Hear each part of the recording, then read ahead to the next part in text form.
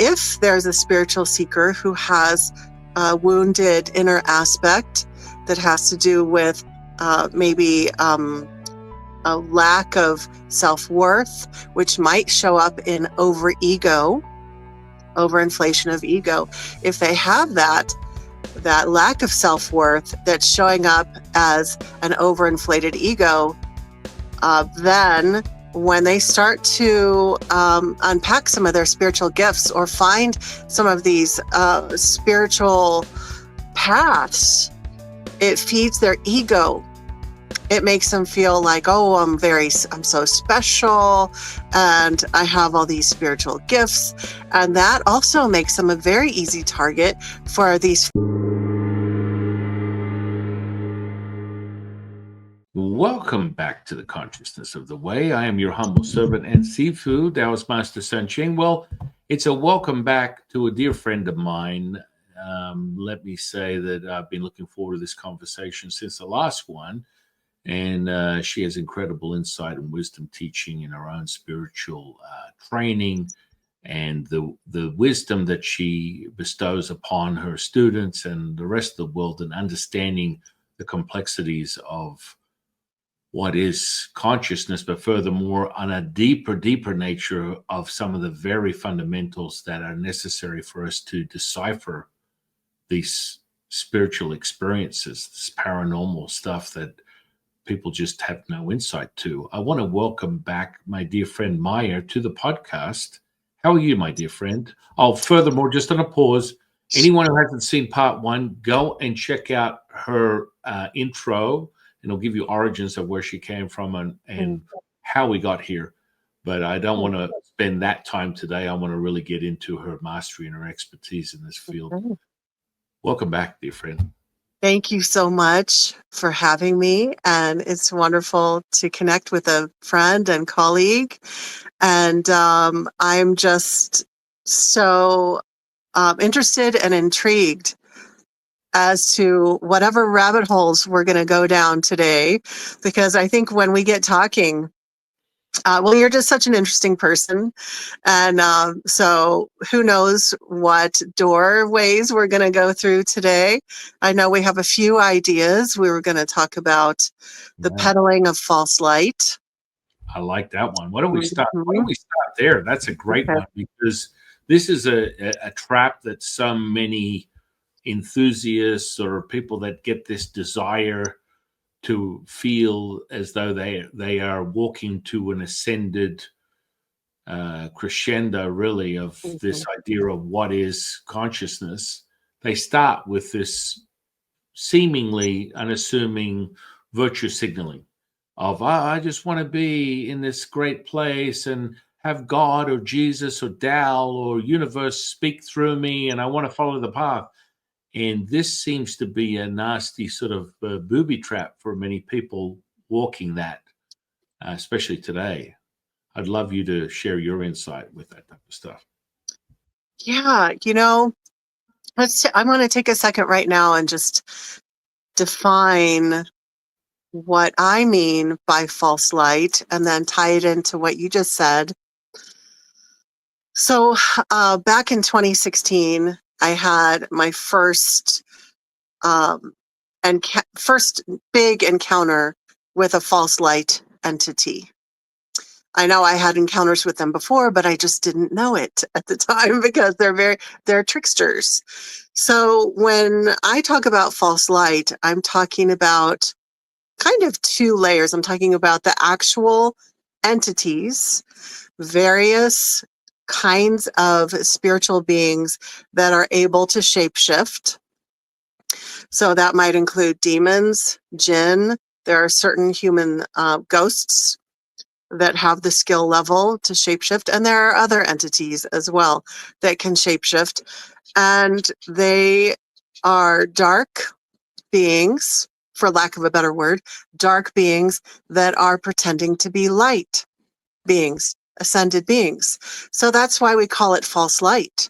It's pretending to be light, and it really is not. So that's one layer. When we talk about false light, we're talking about the kind of entity, an imposter entity. But also, when I use the word false light, I'm also speaking generally of the agenda.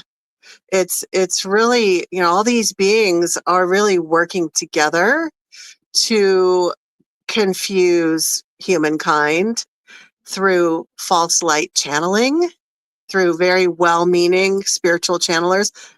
Most are very well-meaning, and they don't know that they just have very good tricksters that are working through them.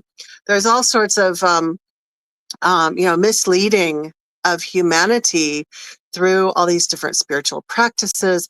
And honestly, I think, as wonderful as humanity is, we're also very easy targets, because the light, the way that false light shows itself is in such a way that's extra bright and very compelling. Like, you just can't help, or a person, I don't want to say you, San, but like a person can't help but be drawn to this beautiful, bright, compelling light. And back to what you were saying, there are spiritual seekers who get involved in their spiritual journey, and they are so attracted to connecting with these, quote, higher realms and ascension.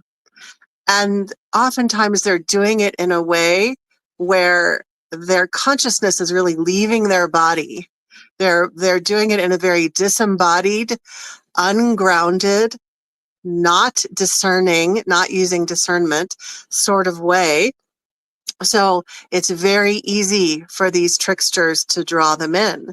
And if there's a spiritual seeker who has a wounded inner aspect that has to do with maybe a lack of self-worth, which might show up in overego, overinflation of ego, if they have that lack of self-worth that's showing up as an overinflated ego, then when they start to unpack some of their spiritual gifts or find some of these spiritual paths, it feeds their ego.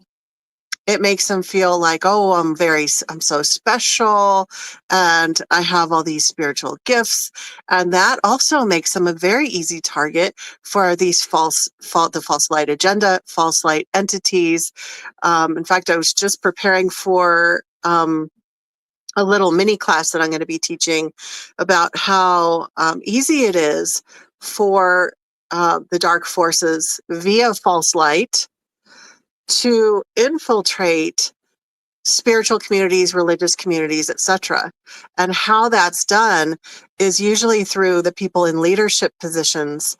Anybody in a leadership position of any type who has unhealed inner wounds, which we all have, we're all working on it, but anybody who has those unhealed inner wounds that might have to do with lack of self-worth and ego, or maybe worries about money that lead to greed.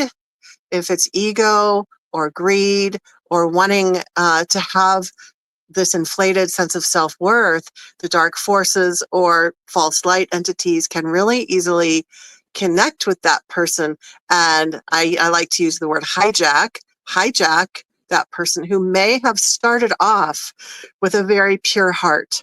When they first started off as an energy healer, leader in the world, or in their community, or as a religious clergy, they may have had a very pure heart, but they end up getting hijacked by beings that are really dark, but that are pretending to be angels or ascended masters or aliens that are going to help them reach the higher realms and so on. So it can get very confusing. And one of the things that we have to remember is actually, there's a few things. Stay grounded. The more grounded you are, the less you're going to get wrapped up in all of the illusion, right? The more grounded you are, the more you'll be able to see through the illusions. And then the other part is we always, all spiritual seekers and all spiritual leaders, especially, we have to keep working on discovering our unhealed aspects and working on those, because the dark forces, a false light, is lazy. It's gonna tap into whatever our unhealed aspects are and get to us through that. So the more healed you are, the more whole you are, and the less you can be hijacked by these forces. Amen to that. Yeah, Mhm. it seems to be quite more obvious when we're having this conversation for the audience. You can start to see traits of these type of behaviors where you're taking in an excessive amount as a Taoist, an inverted amount of yin energy, and it's not being counterbalanced. So what happens is you're intuitive and you're super insightful and you feel very spiritual, you feel very clairvoyant, all these sort of things. But then it starts to bleed over into what you would perceive as your own experience and not just fleeting moments of access of information. It starts to hibernate and harbor an oppressed, sort of a depressed state that you're experiencing outside of your gifts, per se. So this is some things that you can start to identify and go, oh, hang on a second. I mean, I'm noticing that I have the ability to read someone's energy or give them insightful channeling or I'm a healer. Yet when I'm absent of that focus, my attention, I'm definitely exhibiting a lot of this sort of in lack of emotional state that becomes more and more present, and you can see it. You will see it burn off you immediately. Go out into sunlight and sit with that, and you'll start to reset yourself just without having to put your attention to anything else, Yeah. because it draws that moisture out of you that is not the potency that is a natural default of any incredible example of feminine energy in this realm. I'm talking about something that is inverted to a point where it starts to exhibit the physiological and psychological effects. The psychological effects would be evidence of depression. The physiological effects would start to present itself in lesions and sores and things that cannot be remedied naturally through basically the merging of your own immunity. That you're always having to find some way to remedy these sort of physical effects that are not being met with a healing.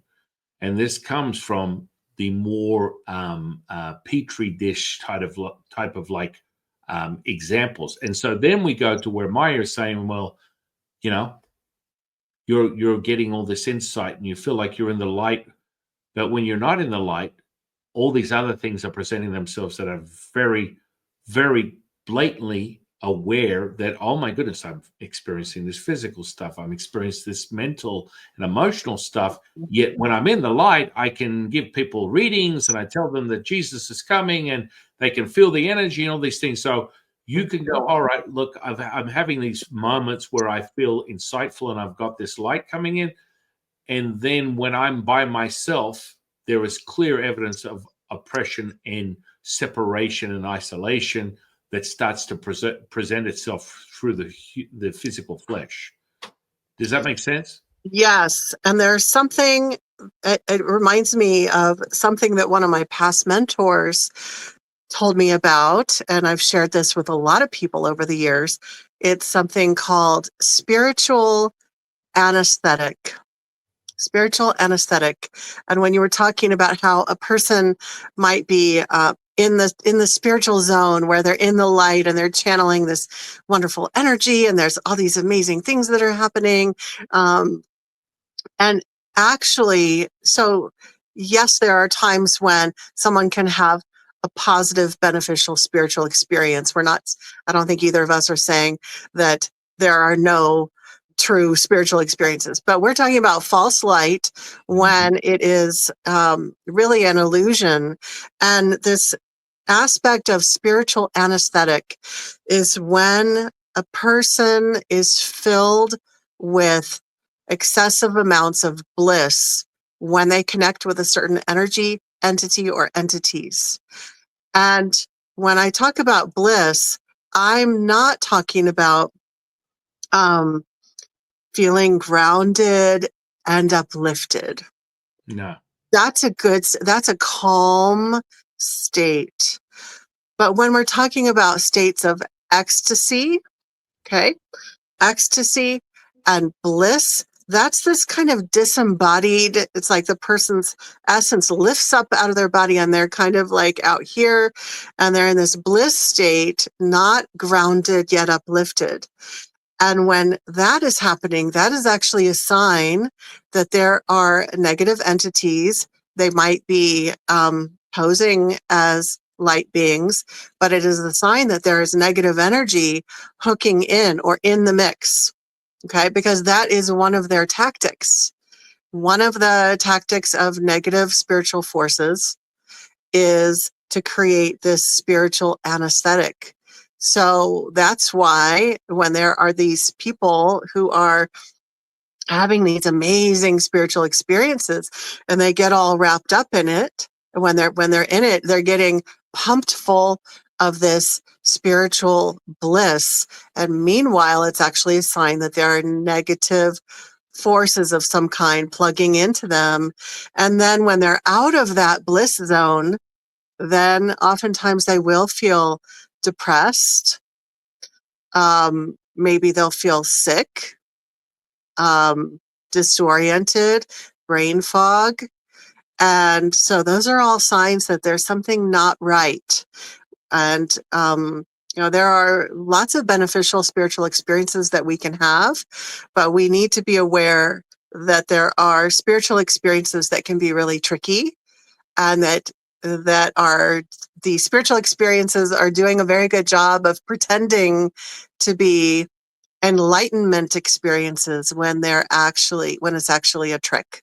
So excessive bliss, ecstasy versus grounded upliftment, that's a red flag. And then when you're in your downtime, outside of those sacred experiences or so-called sacred experiences, feeling depressed, feeling unwell, feeling lethargic, dizzy, all of those things, and nauseous, all of those can be a sign that there's something not great that's plugged into you, that's having a great time playing this game. And it is a game. It's a game to them. Yeah, no, the grounding component is very important because you're expansive. You will feel Yes. expansive. You will feel whole. And Yes. so, what Maya and I are talking about is when you hit that bliss and ecstasy, it will often turn into sexual arousement and Yeah, it enter can. that second energy center. So, what it's doing is feeding from that charge. Mhm. And so, the more that it promotes that, and you'll be like, hang on, I thought I was asexual. I'm not really a sexual person. It will promote that because it's feeding from that very channel. And so the Mhm. more and more you stay there, the more and more these types of things will promote themselves. And you will be like, oh, well, I've been told that's a good way to cultivate my energy. And It can be. from a woman's Mhm. perspective, it's very easy to justify that because Mhm. there's a plentiful amount of energy that is derived from that very bond. Whereas a man will see evidence. It's strange. I'll bring you to a story. I had this one chap years ago, and he found that he was in a relationship with someone, and he met them at what was considered a a energy cultivational workshop. So he turned up there, and there was literally 20 or 30 women laying on tables with their pants off, and the men were basically Arousing them. palpating them, arousing them with their Okay. hand to evoke this climax, Yeah. which they were then using Gotcha. that the particular person that was creating this environment was a someone who was a little distorted, using certain type of witchery, quite frankly. And Yeah. there are all different types of witches, but this woman was not of the highest frequency. And she would use that to enter into the energy of the men, because they were climaxing from an internal level, even though it wasn't physically seen. Yeah. They were leeching and looshing all their energy from the collective. And like this guy would be like, I just get exhausted when I'm like, let's take a closer Well, look at what's going on here. And so this is a great way to be unassuming, going, well, it's something that's so natural. It can be so unifying. It's a healing event. In this order, the way that we're speaking of it, no, it is not. And so when you are right. not grounded, when you are not full, when you are, it's almost like fragmented. This bliss Yeah. and this ecstasy is fragmented. It's like you can get zips and zaps and bountiful amounts of it, and then it sort of dissipates. It's not consistent. This is evidence that there's an energy, an entity, as we put it, that is feeding from that. And then when you start to go to feeling as though you're getting an urge, that you're feeling this sexual energy, that's just, it's dinner time. That's where it's going. Mhm. Does that make sense? Yes, it does. And, you know, unfortunately, what the facilitator was doing, it is very common. That spiritual predation is what she was doing. It was, I was blown away. He's like, yeah, well, no, it was, I kind of thought it was a little weird, but it was kind of harmless. I didn't, it wasn't like no. I had sex with this woman. No, you were doing more than that. They were taking your life Mhm. force. And Yes. it was just like, I literally, every time I'd go there, like once a week, it'd take me 3 days to get back to normal. Hmm. We know what's going Yeah. on Yeah. Yeah. So that's interesting that you brought up that story, because my most recent book is called The Dark Side of Spiritual Healers, Teachers, and Light Workers. And back in 2016, when I shifted my general spiritual practice more toward focusing primarily on psychic protection, spiritual empowerment around psychic protection, um, after about a year or two, I started to um, notice that I had a lot of clients coming to me who were trying to escape from abusive spiritual healers and spiritual there. teachers. And they needed help escaping because the predator had such a hold on them, whether it was through interpersonal toxic interactions or energetically through the practitioner misusing their power or using magic or non-consensual telepathy, all sorts of other like really unbelievable things that were happening to these people. So they needed help getting out of the web that this teacher or healer had created. And so after a few years, so at first I thought it was just my local community. I thought it's just really, really, really bad here. There's a lot of predators. And previous to that, I thought that the main problem was sexual predators in spiritual communities. But then after some time, I started to attract clients who were all over the world online. So, not just my local area, who were having this issue with predatory spiritual teachers. And after a while, I noticed patterns where there were three different types of spiritual predators. The first one is what I call the mental and emotional spiritual predator. This is the mental and emotional abuser. This is the person, this is the healer or teacher or guide or guru who does not respect boundaries, who gaslights their students, the spiritual, and utilizes their spiritual teachings as a way to really abuse and manipulate their followers. And then the second one is the sexual predator, which we've talked about a little bit. And I'd like to point out that, like in your story, the sexual predator wasn't even directly having sex with the targeted individuals, but there was sexual energy being used. So I would still consider that person a sexual predator because they're utilizing sexual energy in a vampiric sort of way. But then we also have the spiritual healers and teachers who really are acting out their fantasies by drawing in these students that they say, "Oh, you're so special. You have the most beautiful energy that I've ever seen, and your sacral chakra is blocked, and the only way to unblock it is to have sex with me, and I will heal you." That story, that sacral chakra little spiel, is so common. It blows my mind. So that's the sexual predator. And then the third one is the dark healer or the dark shaman. And this is the practitioner who may or may not present themselves as dark. Some of these really dark healers were presenting themselves as love and light angel Reiki healers. And behind the scenes, though, they were working with demonic energy, with dark witchcraft, not benevolent witchcraft. And they were basically binding their students or their followers to them.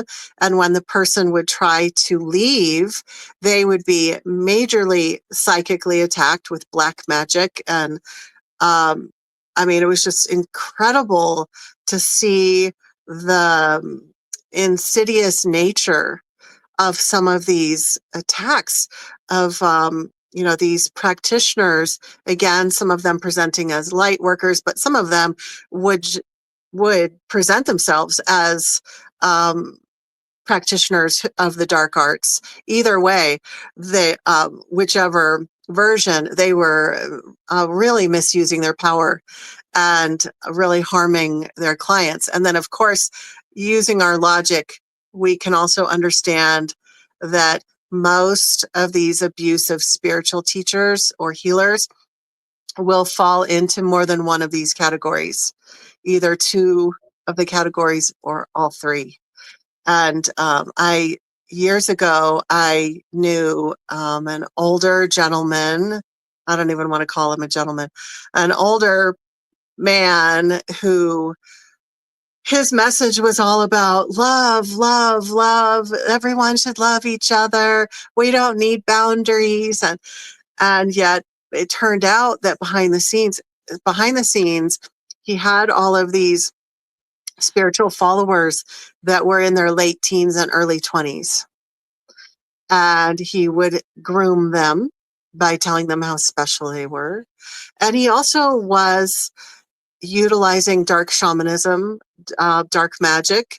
And there was one woman who, after she escaped from him, she shared with me that he told her, "You're never going to be free from me. I have attached cords and I've done blah, blah, blah, all these things. You're never going to escape me." This was years ago, before I was directly in the field that I'm in now. At that time, all I really understood was the issue of sexual predators in the spiritual communities. But really, it's all three. We have all three of those predators. And it is extremely common. I used to be really shocked by it when I first became aware of how prevalent this issue was. I was just so dismayed. I was like, I can't believe it. Like my whole happy little pink bubble was burst, my rose-colored glasses. And now really nothing surprises me anymore. I've really seen it all. Yeah, I mean, there's a crossroads. When we refer to this within a Taoist cultivational practice and finding and being very clear on seeing these sort of deficiencies, because they are deficiencies. We're not sitting in the center point of anything. This is an extreme, one extreme to another. There's something that needs to be met to bring you back to a unified state. Is it possible? Absolutely. We always refer to this cast the bring the person closer and cast the wicked away. This is for anybody. You know, anyone can have that moment of realization that does not have to end in their imminent demise or, you know, burning of a bridge. But furthermore, when you get to these states where you are abusing said power or evidence of such, there is so lack of, and your desensitized state of you cannot access empathy, even though you think you are, there is such a deficiency, and your connection with humanity is null and void. You are now being commandeered. You think, oh well, I'm experiencing this. I'm in love. I'm feeling this passion for this person. Now these are all part of the false light narrative that the entity is giving you to allow you to proceed with your behavior and think that it's okay. Think that, oh my goodness, all these things are just part of the cycle of my passion and love for the community, the people. No, you are in absolute violation of that person's state of knowing by commandeering through their deficiency. So within Taoism, it's like we have the primordial mother, the void, which is the animation to the consciousness. The consciousness is the animation to the Shen, the spirit. The spirit's the animation to the energy. The energy is the animation to the body, and so forth and so on. We continue down to a subatomic level. The truth be known, you can have a connection that you believe your consciousness is being commandeered by your Shen, and that's where things go awry. There can be a complete disconnect from that as being one, and you would assume that, oh, I'm all good, I've got that. No, no, no, no, no, no, no, no, no. This is where you get a little skewed, and there's actually layers within Taoism where there's a culmination of the three essential ingredients that is the sun, the earth, and the moon, and furthermore, gold, metal, and platinum. And these are all merged together and form four more layers between your Shen and your consciousness. So it becomes a 9-point ascension so that you're very clear on these things. And what happens is people get connected. They think their Shen is that the consciousness, they are all things, that this is part of their experience. And there's layers that there's four other layers that are missing that they're not aware of. And of course, then you start going down these paths of, questionable behavior to anyone with a moral compass or understanding of what's going on. This is not in line with a higher state of awareness. But you're justifying it in the psyche, in the mental emotional space, as this is completely okay. This person loves me, or they need my love, or they need my attention. They need me to nurture them through these vehicles. But it's actually a much deeper layered effect, and it's going right out into what most people would call the ether, but it's being commandeered by a different entity that you think is your connection with Jesus, God, Buddha, and it's showing the true nature of it through your behavior. And now you have to be conscious of your behavior to be aware of it. You know what you know, you don't know what you don't know. So you can be completely blacked out and thinking you're doing all these crazy things of enlightening and spiritual awakening and healing these people. If you take a pause for a minute, take an inhale, and just be able to look at what's going on. No, that's not right of me to use my authority to manipulate this person that is in lack of, because now we get down to the nuts and bolts of how magic works within Taoism. Your perception of reality is how you are going to experience everything. So if you stay in the psyche and the mental emotional state, you will be subject to the inverted effects of that.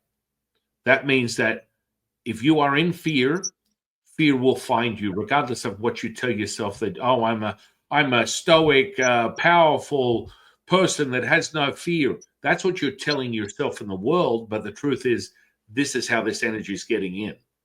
Does that make sense? Yeah. Yeah. And the saying, what you resist persists, comes to mind, because oftentimes people are denying what's really there. So saying, like, I'm not in fear, I'm not in fear, I'm not in fear, and insisting that they're not in fear, when actually that's what's running the show. But they're running from it and denying it, but it's actually running the show. And this lies the whole title. Listen to what people say. I'm an energy healer. Okay. I'm a light worker. Okay. Well, isn't that the same? No. The messaging is coming out at a subconscious level through the wording, through the description. You're working with light. You're working light. Are you working light? Are you healing, or are you working light? And you'll find that people will gravitate to these titles because of the much deeper nature of the energy, the entity that is controlling their behavior, and it will come across that way. And you'll be like, wow, wow. Oh, hang on. That makes a whole lot of sense to me. And so I'm not going to say every light worker is the same, but understand that there's this umbrella effect that takes place, that you're picking a specific title due to the narrative of whatever is driving you. Does that make sense? Yeah, that does. Mm. Hmm. Yeah. Yeah. So light working is a very generalized sort of place to be in.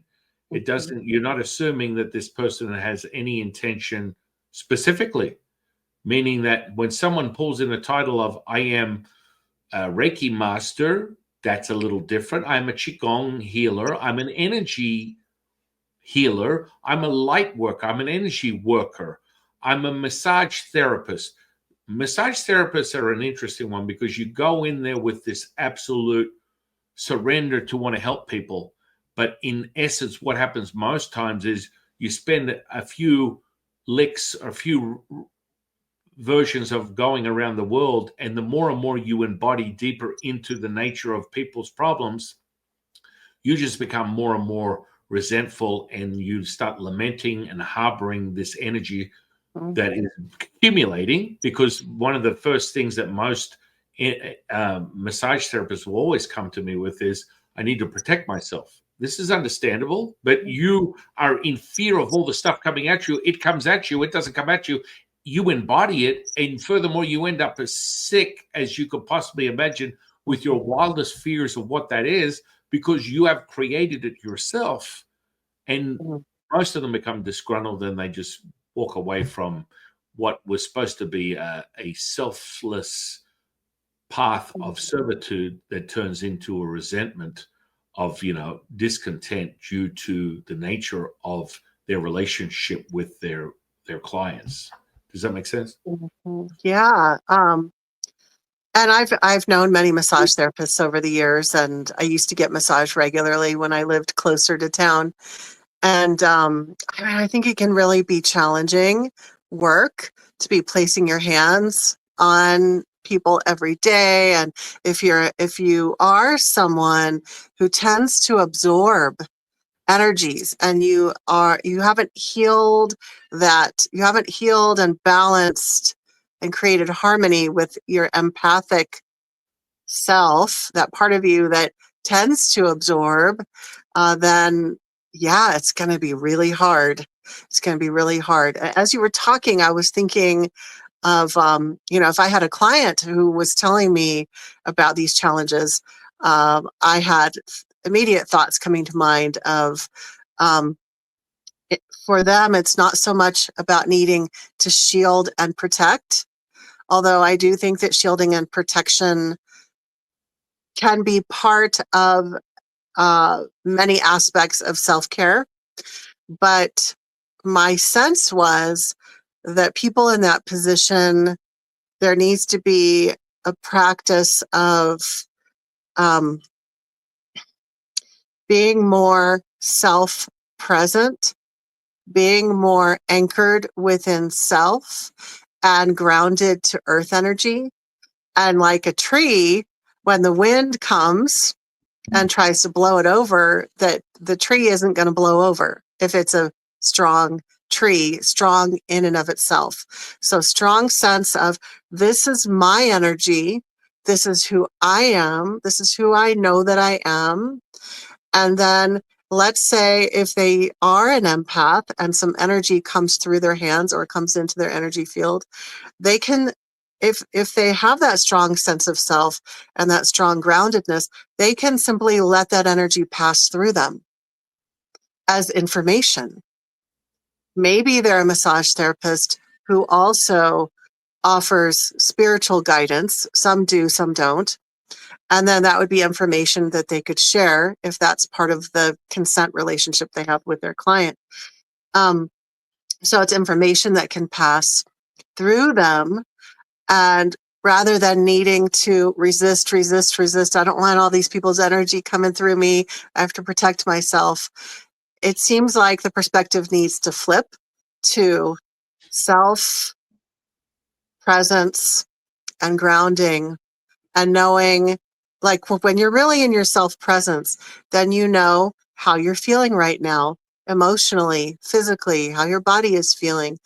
And then when you have your hands on a client and you suddenly feel a pain in your own hip, you say, oh, I know that's not my pain.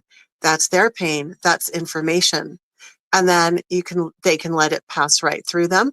They don't have to hold on to it. Or if it's an emotion, physical pain, emotional pain, any of it can pass right through. And so it can be really helpful information instead of resist. And I can empathize with how that might feel, how that situation might feel as a massage therapist to be out of balance in that way, and how it makes sense to me that they would get burned out and that they would feel like they need to protect because no one has explained to them that here's what actually should be happening. And I wish we could just broadcast this message to all the massage schools, so that when they're getting their training, that they're taught how to ground and how to center. Because I'm guessing that there is some I'm aware that there is some energy healing training in some massage schools and some not, if it's more of a sports medicine training. But really, based on, I think maybe both of our observations in talking with the struggles, the real struggles that massage therapists have, that I'm guessing that this like grounded and centered practice is really not being taught very often, because if it was, I think that massage therapists would be having a much better experience with it. Yeah, it's no. You were going to say? You were going to say No, something? I'm done. Yeah, I'm yeah. I'm I mean, complete. it shows itself.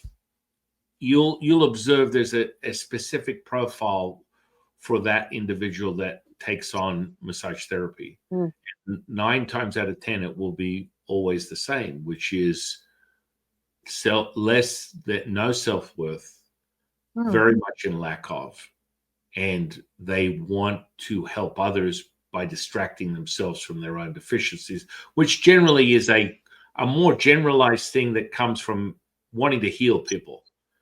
And so, more commonly, if you come across 9 out of 10 psychologists, they've got more problems they have the people they want to help. This comes in every form. So, yeah.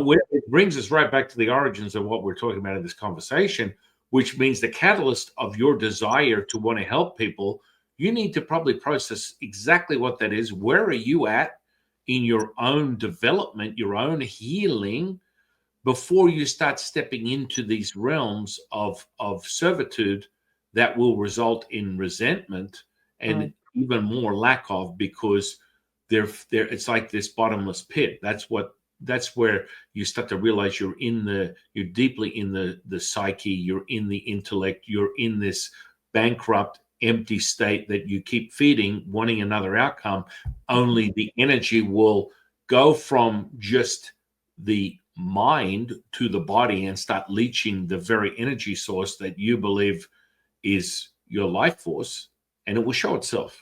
So then you go, okay, so things like having that doubt, that selflessness, hopelessness is really what it comes down to. And so you start to see that you can start to see these things and go, oh, okay, well, this is kind of common. And then I go and I wake up in the morning, my directive is to go and help someone. And by the end of the day, I'm like, I'm so spent. I'm so tired. I'm so tired of helping people. I want someone to help me. Well, you've always wanted someone to help you, only you've used this as a distraction to attempt to give back because that's your real catalyst. It's always the case. There's always the benevolent intention of what you're doing in this healing space. But then take a closer look, because if your gift is your offering, you will never be in lack of. You will always be content. You'll always be whole. And so you'll start to see traits of that more and more as you continue down your path of giving, giving, giving. And then you start to go, well, everyone just wants to take from me. When is someone else going to give to me? Well, you always wanted that from the beginning, which was the lack of that you need to identify. And then you can start to become whole. Dealing with these very things. I believe protection is very important for everyone that does not have a complete 100% understanding of who they are, because it would be detrimental to their well-being if they just walked into, the lion's den, assuming that, the lions are not going to bite you and you're really afraid of cats. All these things are parts of your self-realization, and you can't go in half-cocked or, oh, yeah, I'm not afraid of anything. I watch horror movies. I've seen exorcisms. I do this, I do that. This is all just nonsense, really.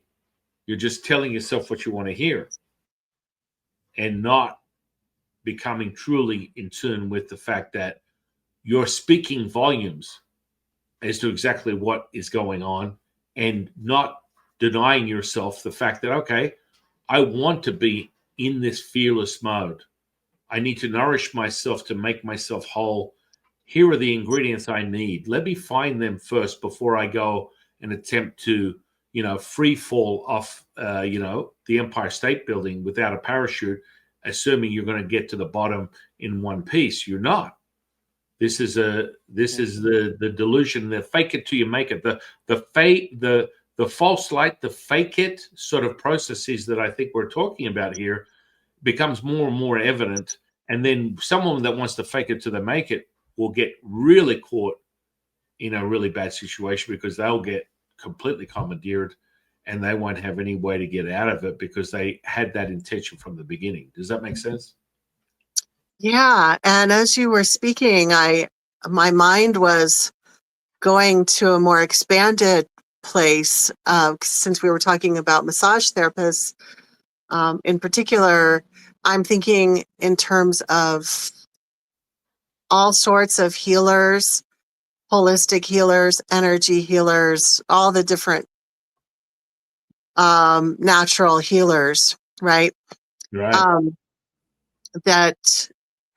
From my perspective, I don't ever, I refrain from ever saying like everyone in this category is this way, because I don't think that's true. I think there are always exceptions, and there are people who are coming from a more healed place, and then Well, those who are coming from their shadow, I would say that, just not to interrupt you, but to say that everyone has the intention they want to heal. I'm not Yeah. disputing this. Yeah. The issue is what do you got? What are you coming into this? Don't bring your 14-ounce gloves into a heavyweight championship fight with Tyson, and you've never punched someone before in your life and expect to walk out of there. You're just not going to. And I think that's where the intention is always. That's how the false light gets in. They want to help. That's what they want to do. Yeah. get caught in this trap that becomes so complex, and it becomes this, this labyrinth that has to be deciphered. And anyway, I just wanted to inject that. I Yeah, don't know. yeah. This also makes me think of a video that I did a long time ago. I think it's called something like How the Dark Forces Use Your Light Qualities Against You. And it's not just these outer forces that are at you. It's like also you're doing it to yourself. How you are using your light qualities against you. And in this case, let's say someone really wants to help support people in their healing, but there's unhealed aspects underneath that desire to do that. And so then it becomes really messy, and there's a lot of shadow. There's resentment that grows toward the clients and toward the situations, because the origination point of the desire to heal is coming from an unhealed place from within. And then speaking of energy healers in general, one of the things that I've observed is a big pattern of codependency, a big pattern of like the need to fix others. And I remember, here's an example. About 15 years ago, I went to a holistic fair and I was helping out at the front table. And there was another lady there who was an energy healer. And I don't remember what I had going on that day, but I think there was some kind of health thing coming up for me, which was my responsibility to deal with. And here she was, someone I had just met, and she was literally coming at me saying, I have to put my hands on you. I can't stand to see that you're struggling. I can't stand it. I have to heal you. And I was like, whoa, like just like major codependency. And it's great to receive support from our community if a person is dealing with a health issue. But to me, I didn't want that kind of energy. That was enmeshment. Like, let me latch onto you, like in the movie Alien, when the alien sucks onto the person's face. Like, we don't need that. We don't need healers who are really what's happening with that kind of scenario. Like this need, I have to heal you. That is creating a scenario of energy vampirism. What's actually happening is the healer who thinks they're trying to help is plugging into the other person and sourcing their energy.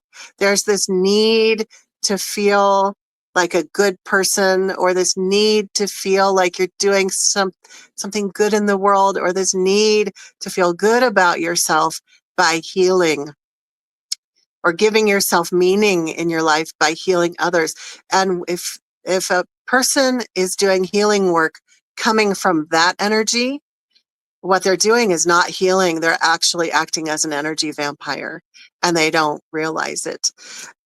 It's interesting. I don't really call myself a healer that much anymore. More of a spiritual guide. But I have done a lot of healing work over the years, and so I consider healers to be my colleagues. And I've noticed that when I make a new friend who is a colleague, who is a healer, I notice that I have to be very aware, or I choose to be very aware in my navigation with them, because a lot of times there is an automatic tendency of the person to want to enmesh.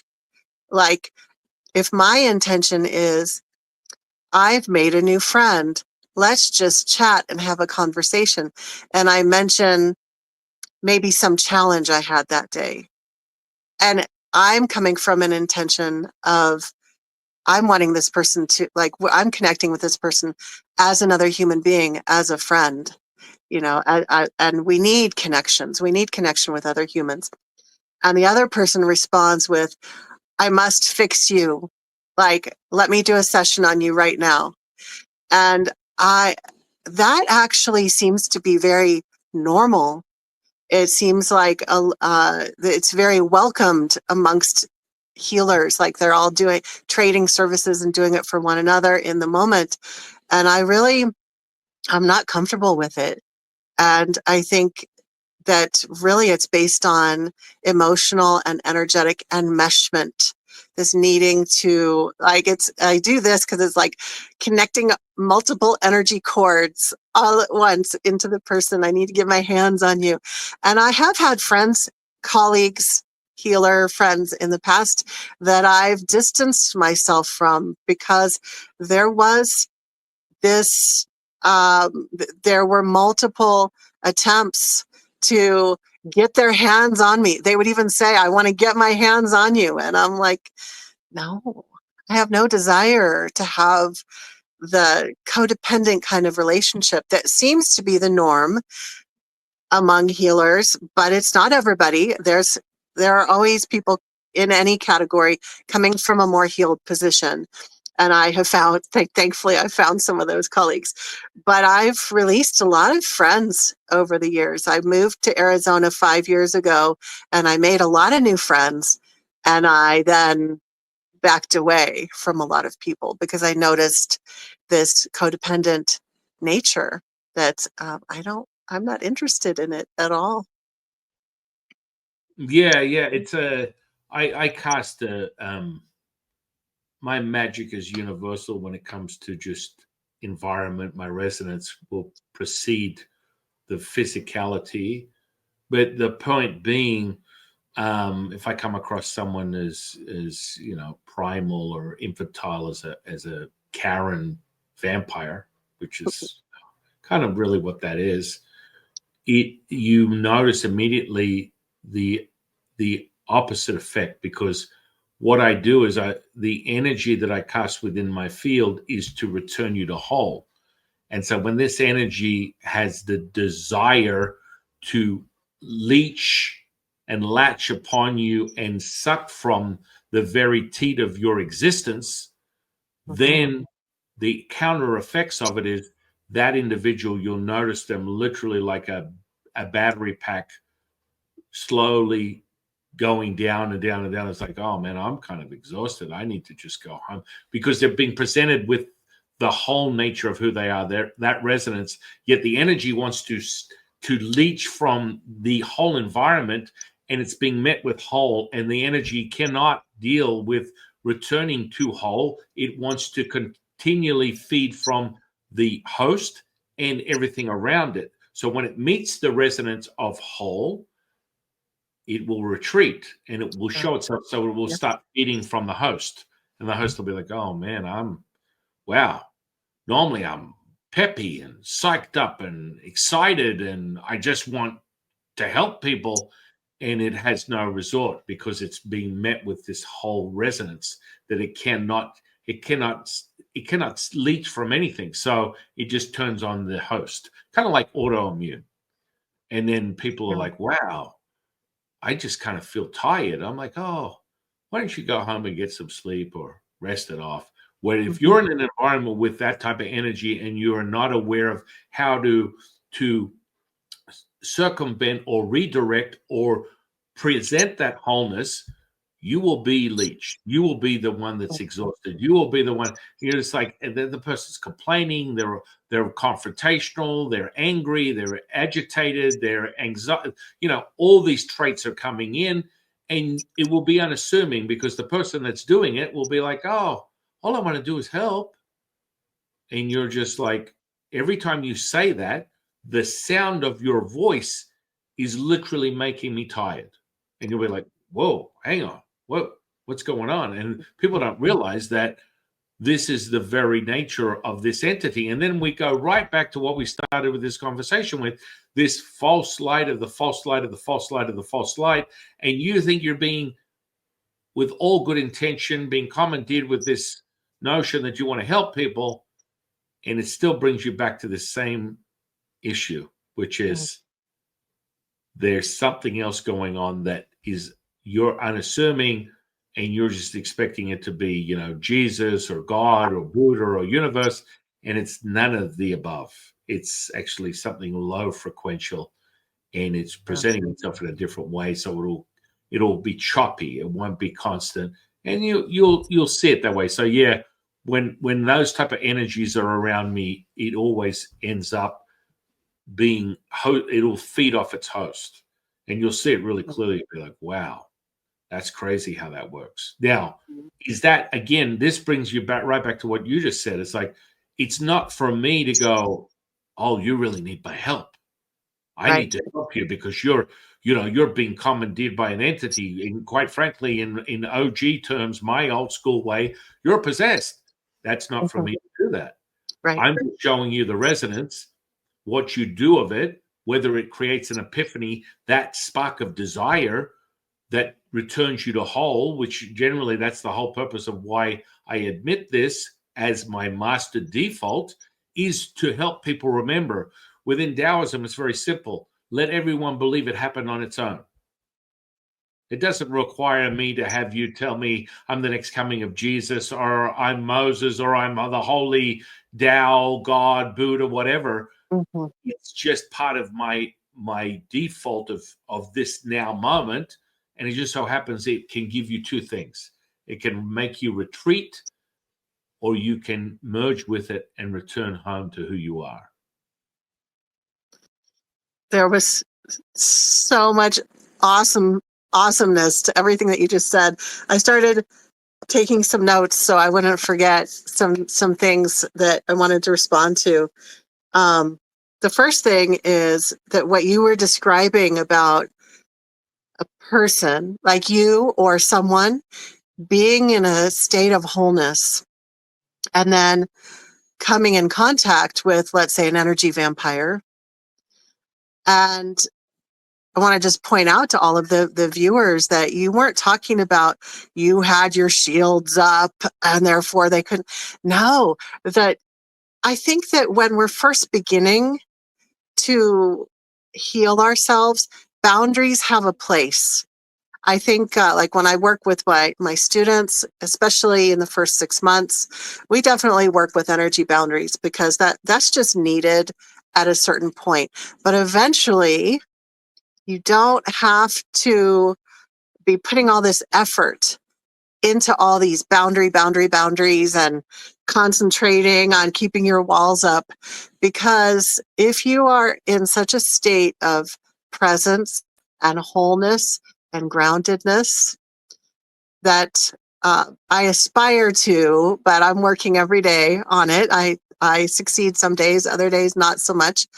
But when we encounter someone who's an energy vampire, then they can't feed off of someone who is in that state of wholeness. So this is what we aspire to be, is that person who is in a state of wholeness, to be that, rather than having to be in a state of hypervigilance, because it is exhausting to be putting all this effort into protect, must protect myself at all times. Because let's just be real. Like, you walk into Walmart or the grocery store and there are all sorts of energies in there, and there are people who have not great energy, and there are people with entity attachments. I mean, this stuff is everywhere. Like, you go to the airport, it's everywhere. And if you're constantly having to focus on boundaries, then it can be very exhausting. So I think those who are just learning about this, the idea is to work toward this state of wholeness, groundedness, centeredness, being present within yourself, so that you are the tree, that some energy vampire comes along with their blowing wind or their drama or trying to hook in and feed off of your life force energy. It's impossible for them to do that. And then there was another also side thought, which is that when you were talking about a person being a an energy vampire, uh, a lot of times when there is a person, whether they're a predator, a spiritual predator in the spiritual communities, or they're an energy vampire type of personality, most of the time there are one or more negative entities in the mix. So it's not just the person you're dealing with, it's their entourage that's also coming along with them that might try to hook into you. And the more grounded and the more present and the more whole and healed you are, those kinds of people and entities are not very interested. You don't look very delicious energetically to beings like that. People and entities who are vampiric like that, they are going to be drawn to people who don't have good boundaries. And I'll end this little thought circle by saying that there's a direct correlation between having poor energy boundaries and having poor personal boundaries. So those of you watching, if you gently get curious about yourself, just having gentle curiosity and thinking about, do I have relational issues at work or at home or with family where I feel like my boundaries are getting stepped on and I have a hard time setting boundaries or a hard time receiving boundaries from others, then 100% chance you also have energy boundary issues. And what I find across the board is that when people start working on healing their personal boundary issues, maybe working with a therapist or doing self-reflection or journaling, self-evaluation, then their energy boundaries automatically become healthier. It's just this amazing thing. Yeah, there's that correlation, but it's so simplistic. It's this symbiosis from a Taoist perspective of the material of this state that we're in, the realm, dimension, however you want to perceive it, is this ingredients of electromagnetism and how that moves in the spectrum of being in homeostasis, a center point, or an extreme, one or the other, yin or yang. Yin is the inversion of all colors, yang is the emission of all colors. And then you play in that spectrum. And it's for you, the seeker, desire to connect with this wholeness, to return yourself back to that homeostasis. And that comes from you know what you know, you don't know what you don't know. So when listening to our conversation, you can hear a whole heap of things that can give you insight and the very crumbs that you need to your Sherlock to your Watson to decipher what it is that's going on and where there are very clear gaps in your own experience that will lead you to this information, this knowledge that we're sharing with you today, so you can be insightful and be very aware that you are the master keeper creator of your attention intention, not being commandeered by something that you believe is your attention intention, but it's actually not. It's something else. And that's where we go right back to the false light. And, you'll see that someone peddling this stuff more commonly will be the instant need to refer to all the fear and protection necessary for them to be okay. And, you need to find it here. And they'll talk out of both sides of their mouth. They'll say, oh, you don't need any fear, you don't need any protection, or it's not fearful, but I'll give you a formula to protect yourself. And you're like, hang on, whoa, didn't you just tell me I don't need it, but then I need it? Yeah. And more often it passes by you because you're allured by what is missing from you, and your approval, your need for approval will bring you right into the lair of this predator, the lair of this entity and energy, because you need approval. So they even gave you the answers, but you didn't hear it. You're like, no, I need to. And it was not until you're deep within it that you'll have a moment where you're listening to our conversation or someone's conversation that will spark that. I just stepped out of it. Oh my goodness, everything they're saying is exactly what's happening to me right now. Holy crap, this is my chance. And this is what happens. Yeah, that's so, oh my gosh, so So powerful what you just said. And it makes me think of how I'm always shaking my head when I'm looking at spiritual teachers, maybe online or in person, who in my perception, are very much working with false light. And yet they're doing a presentation or a speech or whatever on how you should watch out for false light, and false light is and it's like it's a total mind f. It's very tricky, like watch out for false light, and yet or watch out for predators, watch out for spiritual predators, and they themselves are a predator. Right. And when they speak about whether it's false light or watch out for predators, it causes people to bring their guard down and go, oh, well, that means because they're speaking about it, that means they are not involved in those bad things. Therefore, I can trust them. And it's a predatory manipulation move, is what it is. Yeah, it's a false sense of confidence. Mhm. It's blind faith. It's all included in the same sort of like equation. And, that includes our conversation. We need you to verify what it is that we're sharing with you is the truth by using the very mechanisms that we're teaching you to go, hey, all right, well, yeah, they've told us not to believe it, not to believe it. They're having a conversation about it. Should I believe it? Use the actual examples that we're sharing within this conversation to apply it to your own experience, and you determine what the truth is. We are giving you clear case examples where you can separate the psyche, the mental, emotional, all these things, the spiritual, the physical body, the energy body, the spirit body. All these things are very clear when you start to fill in the gaps, and they're so blatantly obvious that you'll be like, was I just stupid? No, you were just being commandeered, and Yep. now it's your chance to pull on the park brake. Yep.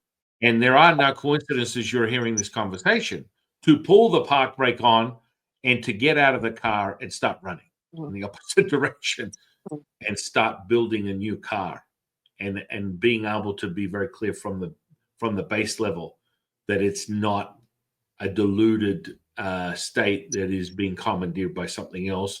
It always starts in those seeds of the mental emotional that you can get answers to most of the things that you're looking for, yet you overlook them. And you go, oh, I'm getting information. People are telling me I'm amazing because you want the approval. Oh, I'm channeling Jesus. Jesus is giving all these healings. And I'm seeing it every day. Yet when you're by yourself, you're more oppressed, you're more isolated, you're more depressed, you're physically showing traits of this diminished return that is showing in the fact that you are not healing, just fundamental things that you would think like a cut, a sore, something of that so benign that would be an intuitive state of knowing, oh, if I scratch myself, I'm going to heal. All these things start to accumulate. And then here we are. Oh, well, hang on. Well, they said this and I said that. Let me process this for a minute because this is my sobering moment of reality where I get to now change the direction because my guides are telling me this conversation is necessary. I need to listen to this. Does that make sense? Mm-hmm. Mm-hmm. Yeah. And this might be going a little bit of a different direction, but one thing that just came to mind was um, in my recent book, The Dark Side of Spiritual Healers, I talk about red flags of what to watch out for. And I wanted to ask you, because I think we each make different observations from our experiences. I wanted to ask you to share, what do you feel like are red flags that someone might be engaging with a spiritual teacher, healer, thought leader, etc., who is predatory, toxic, or unhealthy or non-beneficial?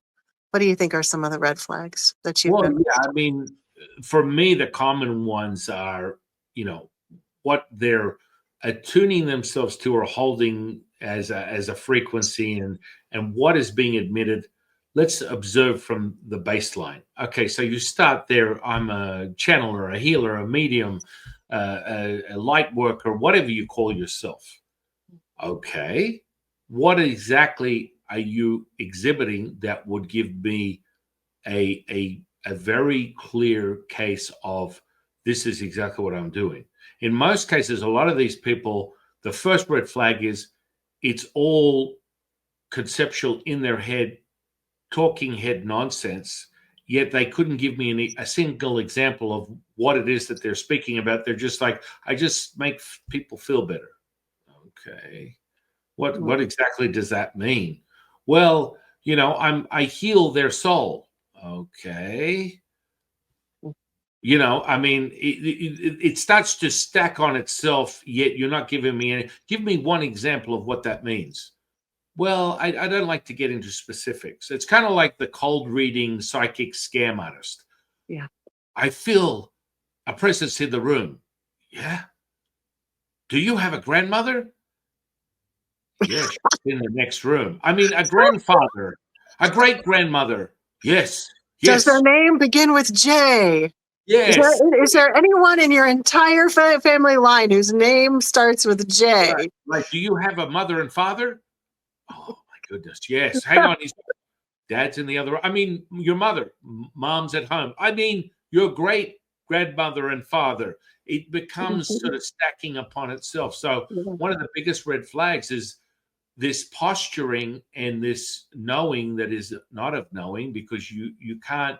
First of all, anyone that is truly mastered in any of this stuff, you'll start to realize it doesn't matter whether they're hopping on one foot, eating an ice cream, and playing with their cell phone. They will be able to give you a very deep understanding of all the things that are necessary to be part of whatever it is that they're sharing, teaching, wisdom, whatever. In most cases, people feel comfortable with the same rhetoric, the same repeated book read nonsense, and you'll see that. And you'll know that, okay, hang on a second. Let me have let's literally have a vetting experience with these people where you have a conversation like Maya and I can talk about anything in this space, no matter what it is. We have a deep nature of understanding. Furthermore, just the charge of the commune that we're having right now through our physical tuning forks that realize that we're resonating at the same level, the experience of this listening to this conversation will absolutely know they're picking up what we're putting down. They're like, holy crap, I am feeling this. I'm feeling what they're saying. I'm not just hearing what they're saying, I'm feeling it, and it's a knowing, and it will be an expansive. It'll start with a chill, and then will expand out into heat, and it will be full. It'll be solid. It will be expansive, and it will be grounding. When you start getting these random shots of like electrical charges and more frostbite sort of experiences that are showing themselves through the physical body, there is high levels of entities that are having at what could be problematic things, because you're leaving yourself open, because you have still many things to operate on mentally and emotionally. That's what that energy is feeding from. There is distinct things that take place as we return back to the fundamentals of this material state, yin and yang.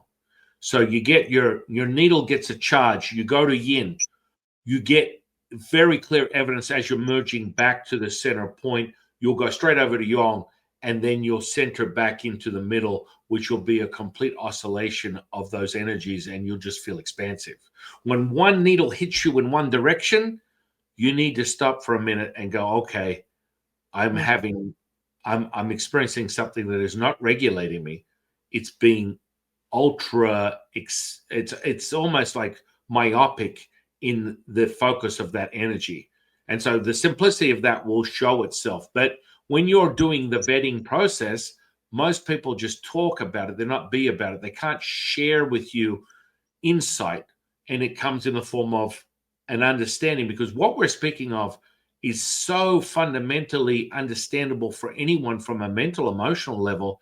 They've got a situation where they've experienced something we've talked about this whole conversation, and it's so evidence-based for them. They're like, holy crap, everything they're saying makes complete sense. And then they start a little inquiry into their own, where they are in their own lens of reality. by using all the ingredients that we're sharing with them. But the false fear peddling and the scam artists, psychics, and spiritual leaders, they all start with this: I have the knowing, I am the next coming of Jesus, I am the empath, the healer, the insightful one. Bow down to the Ayatollah Khomeini, or whatever you want to call yourself. Or I have the sacred codes for Yes, all of you to ascend to 5D. I've yes. seen a lot of that. I'm the And only one that has the sacred codes for you to, all of you to ascend to 5D. and for all the people that are familiar with Buddhism, this is a classic one because you brought up a great point. Within Taoism, Buddhism, specifically Buddhism, the spiritual enlightened one will offer you the rainbow body, right? So the rainbow body is the biggest scam I've ever seen, because if you follow me and my teaching while I am on the road to nirvana, you will also acquire the same frequency of that rainbow body as you continue to contribute to the cause. You must continue to contribute to the cause. And I am the connection between you and your own reality and self realization. That is another separator. Remember, when you're going outside, you forget that you should be going inside. And Yeah. inside is within everyone. You have this potency and this knowing. And it's like within Taoism, we refer to it as this: let the man who has never left the village, let him know he has seen the world. It's all here. You don't have to go anywhere. You see traits of how distorted you are because you will yearn for your need to have a vacation. I have to get away from everything. I need to go somewhere else. Yet all you're doing is showing how powerful you are, that when you put your attention, intention to something that is outside of yourself, you can alter your environment, you can alter your reality. Yet if you return to that and you are not focusing in here, but still on your environment, which is the admission of your mental emotional state, your physical traits, this is not who you really are. This is an avatar of who you really are. The real you is the potency of perfection. You are always that. It does not require your personality, but you have to get there through wisdom teaching like the stuff that we are sharing with you right now. So when you have to go out, you're always going to be in lack of. And the pursuit of knowledge is going to be another thing. I've got to go. I'm a Buddhist. I'm a Catholic. I'm a Christian. I've gone to Hinduism. And you're never satisfied, ever satisfied. You're never finding a place where you're whole. Find your path and know that you're walking on it with that realization that that is for you and for you only. That is your absolute truth, not what my perception is, not what Maya's perception is. It's yours, but it can only be met with that validation that comes from the physical body as the tuning fork. And so now there's variables. I mean, we're getting into some variables. That's going to need a whole nother episode. But with that said, the simple one is I've always got the answers. You see, within Taoism, it's like a Gnostic path of self-realization. That's it. You will find yourself. You are whole. We will help you return to your wholeness. We will help you return to who you are through an energetic cultivational practice. It does not require anything outside of that. Once you layer the effects, you become more expansive and you will know who you are, and you will not have to continually pursue the re-up of information or another course, another workshop, another this. The potency of what Maya's putting out is so critical because people don't realize, and I've had many people tell me about our last podcast, how powerful that podcast was and what they got out of it and how much it changed their whole life by just listening to our conversation, because the fundamentals are so critical. People lose sight of that. People are experiencers today. They're like, yeah, well, we don't, I feel the light. I feel the energy. I'm a psychic. I'm a medium. Yet there's fundamentals that you need to solidify your knowing and return to whole that makes it even more potent once you arrive there. You don't need all the other trappings of all this other delusional stuff that separate you instead of returning you to whole. And this is what I would literally recommend or make it a requirement that your material is necessary for people to return to whole, because they go on that route. They do, people spend 20 years. I've had it myself with students that turn up on my doorstep. They spend 20 years in an ashram or some type of temple in the corner, meditating under the direction of some guru, and all they got was a bad back and headaches that are migraines that are still living with them today. Yet there was no level of awareness. They're waiting with bated breath for their spiritual transmission to realign them to who they are. Oh my goodness. This is my personality, by the way, just sharing a little bit more insight. Yeah. Oh, so much great information there. For me, another red flag is what I'm going to call McDonald's drive-through certificate collector. Like when I ask them questions like, actually, so there was one time I met a lady at a circle of colleagues, and she came up to me and she said, hi, I'm so-and-so, a master shaman. And the way she said it, it was like, it gave her a sense of importance. Like more than should be healthy, And so I asked her a little bit about it, and it turns out that she attended one weekend workshop, and they gave her a certificate that said that she is now a master shaman. Now, I do think there is benefit from attending workshops, but I think we need to be careful with two ends of the spectrum. The first is, I went to a weekend workshop, now I'm a master. The other end of the spectrum is being addicted to going to 10,000 workshops when we're avoiding just being present with ourselves. Like maybe the belief that I'm never going to be good enough. I have to take 10 million certification programs until I feel worthy of helping anyone with my gifts. That's another challenge. But I think this whole tendency of like the McDonald's drive-through, the instant master, and this is one of my frustrations with how Reiki training is set up. I was a Reiki teacher for many years, and I still like Reiki, so I'm not bashing Reiki, but I've been an educator for my whole life, as well as a spiritual guide. And one of my frustrations that I was experiencing was seeing so many people going to condensed information workshops where there wasn't enough time to experience, to like practice and integrate it into your life and experience these things. It was squished into one weekend, and now all of a sudden they're a master, and a Reiki master.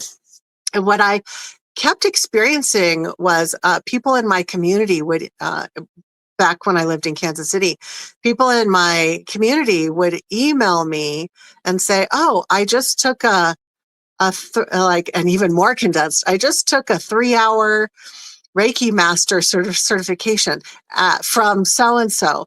And now I have all these questions." And they would ask me all these questions, and I would be like, no, if you want those questions answered, I actually started, and I no longer offer it, but I started requiring that all my Reiki masters worked with me for 12 months before I would give them a certificate, because all these people were being condensed, trained, and then they would go out, and being a Reiki master is a leadership position. It's a spirit, you're spiritual, you're in a position of guiding people. And when you don't have enough training, that can become a dangerous position. And I actually saw a lot of people becoming either getting into leadership roles with that, where they were either becoming predatory because they didn't have enough time to work with a mentor who actually taught them how to have ethics in their spiritual practice, or even just people who went through the Reiki master training who were very ill prepared and who didn't understand just basic professional ethics, right? Like setting boundaries and things like that. And there was all of this that was lacking in their training. And Reiki is just an example. I'm sure we could find, the 10,000 different methods out there of energy healing or spiritual healing of different kinds, where it's a condensed program. Maybe they do it online. It's a 3-hour, 4-hour class online, and now you have a certificate that says you're a master of underwater basket weaving for spiritual seekers, and now you can put up your shingle and charge for services. I will close my thought by saying I don't believe in elitism in spiritual healing. So if someone has taken since we're talking about Reiki, if someone has taken some Reiki training and they really want to start working with clients, then I think we all start somewhere. So start sharing your gifts, But also we need to keep that perspective and keep in balance this tendency for like the instant certification and this belief that we're now a master, when I think it takes many years of life experience and spiritual practice to even consider using the word master. Yeah. No, So that's a red flag. So speaking of red flags there right. with spiritual practitioners, that's definitely a red flag when I see that. Oh, you went to a weekend workshop and now you're a master ayahuasca ceremonialist. Okay. I'm Well, not yeah. going. No, I agree. I agree with you. I mean, Yeah. look. I mean, I'm a doctor of medical qigong, but I don't use that title. Yeah.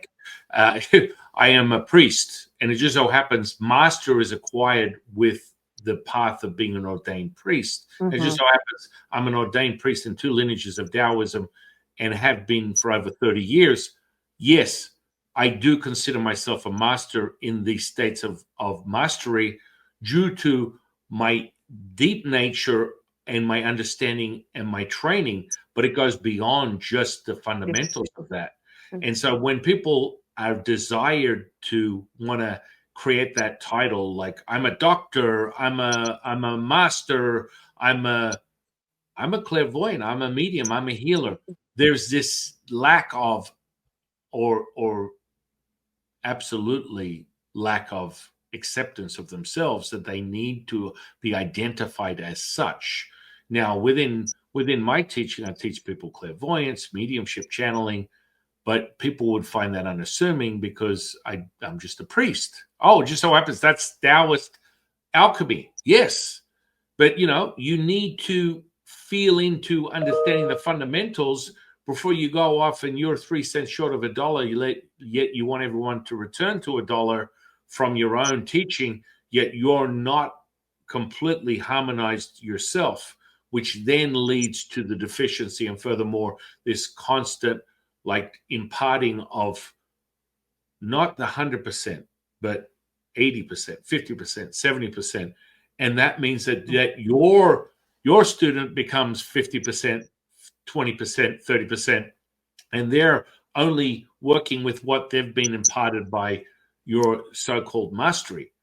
And you cannot fake it till you make it with this stuff. Well, you can. I'm sorry. This whole community is like that. But you find that you and I seem to find more and more evidence of it. And I see it through my own journey. And a lot of people are like, holy crap, I didn't know you knew what you knew or had an understanding or an in-depth experience in it, which is where they go, oh, I made a very big mistake. I thought this podcast was just about how amazing I am. Well, I'm going to ask you questions. If you claim you're this, that, or something else, it just so happens I have a very, very, very deep, extensive experience from the physicality side all the way through to the spiritual, mental, emotional, spiritual side. And I can get a very clear understanding of everything from science to neurology to biology, psychology to spiritual enlightenment. And I think it's incredibly important when you're imparting this stuff that you have these deep understandings so that you can help others. And that helps by returning just with your mastery. And that last, I keep referring to our last episode, that so many people got so much out of that information, because that's not just book read nonsense or watching some Hollywood movie. It's from personal experience that Yes, will always outweigh that. that's And powerful. it is so powerful. Mhm, And you know, mhm. and we don't make claims of doing anything other than what we are personally mastered in. And that is where people listen to what we're saying and go, holy crap, that is not just making sense. I am feeling it. I am knowing that what they're saying is true. And then apply it yourself. Don't just be met with, well, if they said so, it must be true. Apply these examples to your own experience to validate it for yourself. Yes, I agree 1000%. There was a spiritual colleague about 6 months ago who was talking with me, and she said that she had been working with a teacher who told her some things about the nature of the universe and our role here. I won't go into that rabbit hole. Um, and so because he told her that, she now believes that that's the truth. And see, my mind works differently than that. And I didn't press her on it because we don't know each other very well. But I thought to myself, so if you heard what he said, what direct experiences have you had? Like, have you gone into meditation? Have you done some journeying? Have you, like, how has it been true directly, direct evidence, not just what someone has told you? And I've always been an open-minded skeptic. So for me, everything that if I say that this is the truth as I see, if I'm emphatic about something, it's because I've had multiple direct experiences in some way, shape, or form, either myself and or working with clients and having that direct experience with them. It's not something that I believe because I've read it in a book or a teacher told me. And so I want to just take this and just encourage everyone watching this, that even listening to everything that we're saying, to take that and run that through your own filter and see what truths can come from your own experiences.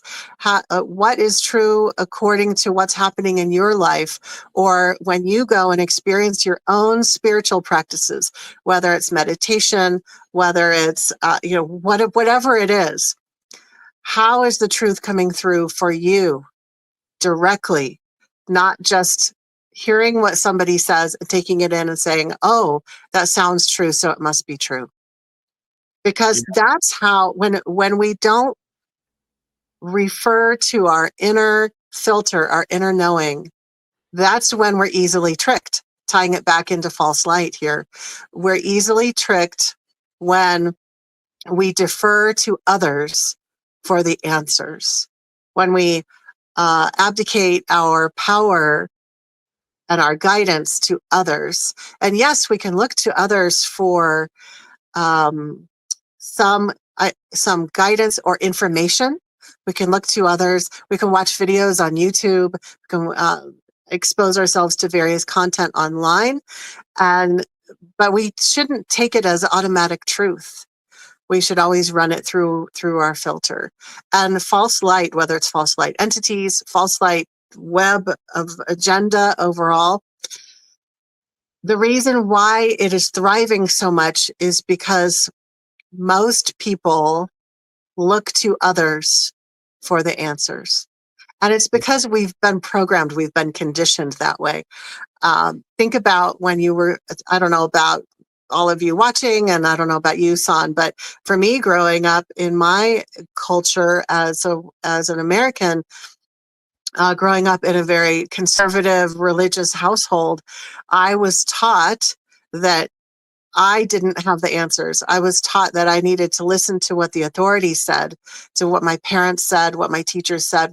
If the clergy said it, then it was true, and you're not supposed to question it. I was definitely indoctrinated with that you're supposed to just believe it, and you're not supposed to question. You're supposed to have faith.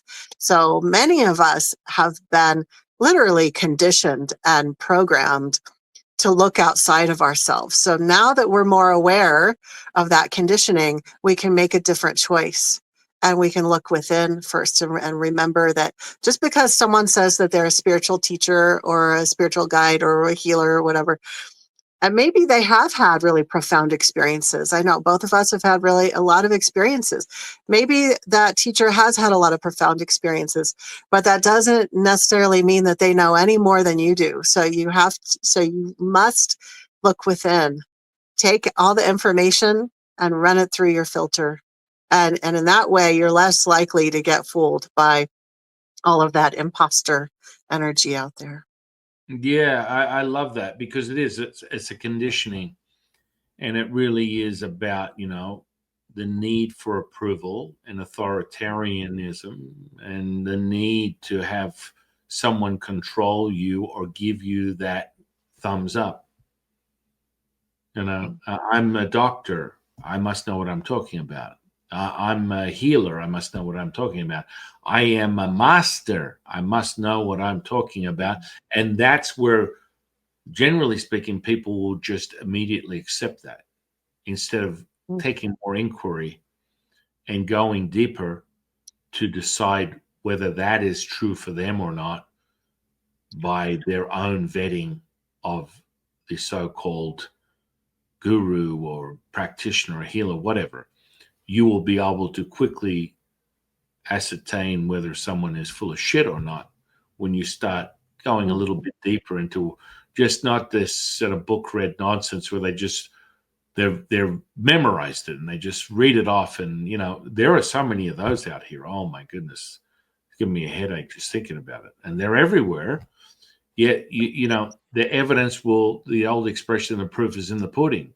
Allow yourself to go deeper, and if you're not knowing what you're looking for, start looking for what that is. What does that mean? I'm a Reiki master. That is, I'm glad you brought that up because it's always been a point of contention for me because, I come across thousands of Reiki masters that are anything but that. They're a jack of all trade and a master of nothing because they don't take the time. Well, I've got the title. It's alluring. It's like a great way. People could sell their Reiki master classes. It's marketing. It's like all for marketing. I'll be a master in 3 days. I'm a Reiki master. And that's kind of, and they can put it on their business card. And for me, that is the same as, going and looking for someone that's a performance athlete coach, and then you think you're going to find it at 24-hour fitness. But I'm a coach. It says it right here. You're for 24-hour. Your training program is 3 days. I don't know that. I just happen to come from that background of powerlifting and bodybuilding. That those types of things are things that inflame my personality, because most of the people that are so-called coaches or trainers from these type of institutions have had a day's worth of training, and now they're literally the personal trainer to someone that's paying them $100 an hour, and they have no idea what they're doing. And you wonder why there's so many injuries and situations, because there is not enough background. But these institutions, these organizations, these corporations are about making money. But I've taken them through my training program. We've got 1,000 gyms across America, 24-hour. He's a trainer, he's a coach, whatever he is. He must know what he's talking about. And, it's just a very, very thin line. So then it gets back to, well, what's my desire? Why do I need this piece of paper that to determine my self-worth? And then it's a good question. You start to then reflect on that and go, well, why do I need that? Why do I need to be this particular person? And then, you start being introspective, because You start looking at, well, why do I need a career? What is that? What is that? And when my career is over, what happens then? So many people fall there. They fall at that deep off the cliff moment when their career is over, and now what? Now what do I do? That was my identity. That was who I was. I was the salesperson, the CEO, the car salesman, the this, the that, the whatever. Now what? And Yeah, their identity is gone. Yeah. they literally die. It's like talk about a sacrifice. And there's only two ways you can go there. You find enlightenment, or you end your light within this re-up, because you have no desire left. You have nothing firing your need to want to create as your default, as a creator, as an actual. And this is where this is something I need to understand. Astral projection, out of body experiences, near death experiences, sleep paralysis. This is something that fires me up, because people go, well, it's a soul contract. You come in here and you're here because you're on planet Earth and you're here to experience things, and you're part of consciousness. And then when you go outside of that, you're piercing the veil, and the veil shows you that, guess what? You go outside of this realm and all of a sudden there's a flat Earth and there's all these other things. And I'm like, that's for you. As a Taoist, when we go outside of this realm, it's a symbiosis of phosphorus, white light, and complete void, the mother. In between that is the center where you can create any possibility. People have never heard that before when it comes to out-of-body astral projection. They freak out and go, well, that's not what I was told it was supposed to be. It's what you experience it's supposed to be is what it will be, not what is being determined by someone else commandeering your attention and telling you that this is what's going to happen. And then the construct of your reality is determined by your soul contract and blah, blah, blah, blah, blah. Do not be discontent or swayed by someone else's version of what that is, because your experience will be what it is when you experience it. And there are fundamental ways to get outside of your body to go inside. And that's a vibratory, frequential mastering of this energy that can be the general template. And then what you experience past that is for you to decide. It will be shown to you, rather than, well, I lift outside of my body and then I turn around and I see myself sleeping. That's all nonsensical Hollywood bullshit. If you don't understand that there are so many variables, and your variables are determined by all the things that go into nurturing who you are through your own path in your own experience within this lifetime, that will determine how it is. But I can give you the fundamentals of what it takes to take a vibratory frequential resonance and show itself as whole, as opposed to you just perceiving yourself as the identity of the flesh and blood that you are, that looks back at you in the mirror. And I do know that you have a time restraint. So I'm being very aware of that. So instead of us going deeper, we need a part 3.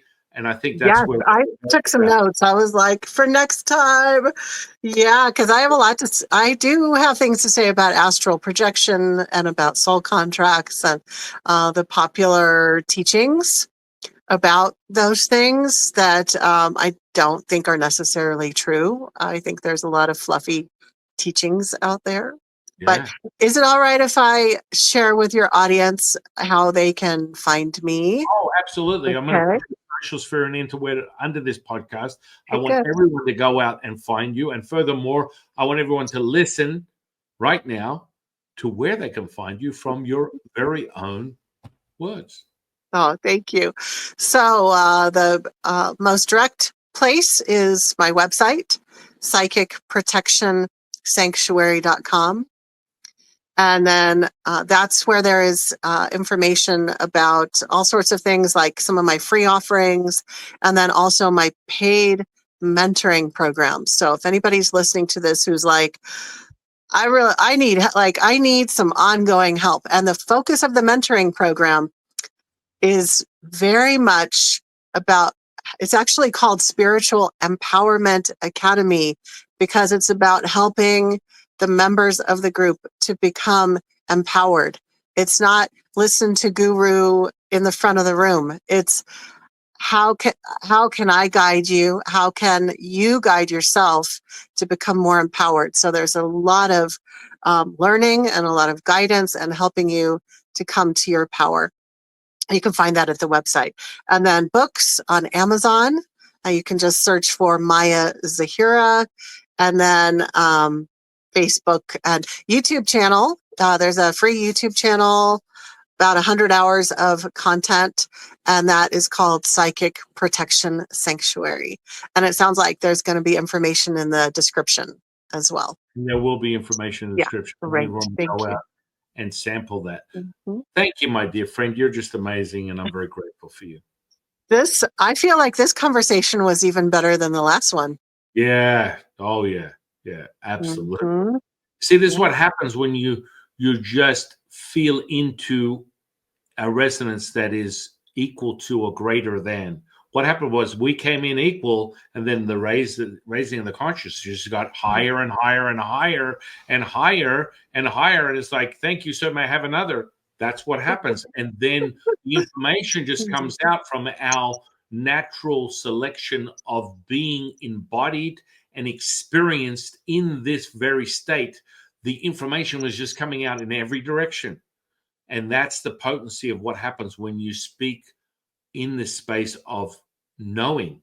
Not, I think, I read about it, maybe it's knowing, and that comes from Mhm. experience.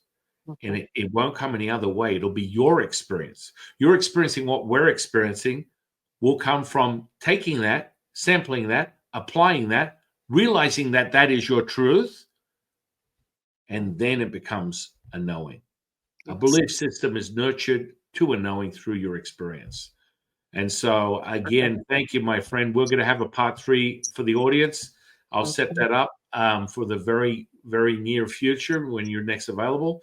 And Sounds good. furthermore, I just want to thank you. You're just amazing, and I'm very grateful for you and to call you my friend. I'm very grateful. Thank you so much. Thank you as well. And I'm very grateful for the energy and exchange today. And with that, I thank you. I want to thank the universe for bringing you into my life. I want to thank the audience for sharing their time with us today. I'm your humble servant and seafood Taoist Master San Qing, and I'll see you in the next one, guys.